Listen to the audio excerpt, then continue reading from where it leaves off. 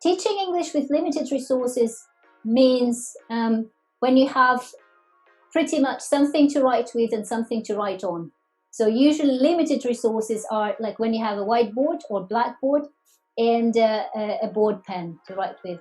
What I will be talking about in my workshop is teaching with zero preparation materials.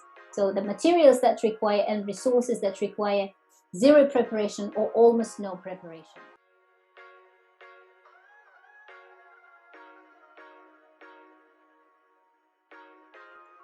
We need zero preparation activities because in a lot of situations, newly qualified teachers spend ages for preparing for their lessons.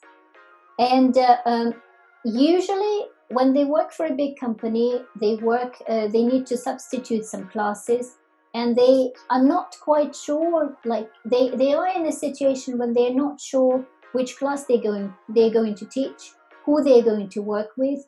Or there can be situations when their photocopier breaks down, or when the electricity is not there, and the internet doesn't work. So in all these situations, it's really, really helpful especially for newly qualified teachers, to have a set of activities, like what we call emergency activities, that they can use in any situations with all levels, and still can make the students learn something from these activities.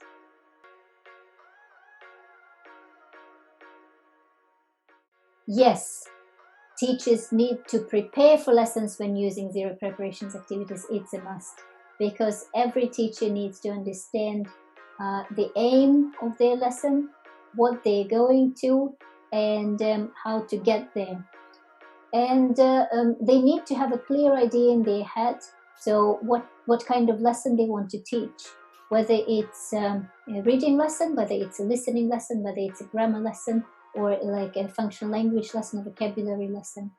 We use zero preparation activities just to supplement your usual lesson, your ordinary lesson, and maybe to help you to make your lessons more relevant to the group of learners you're working with. And also there are some situations when you need to respond to your learners.